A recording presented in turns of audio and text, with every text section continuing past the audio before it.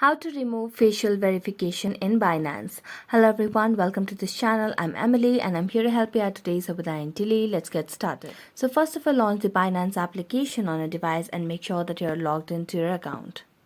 Now as I logged into your account, tap on the Binance applications icon over here at the top left corner. As you do that, you'll be logged into your profile. So all you have to do is just tap on your profile over here.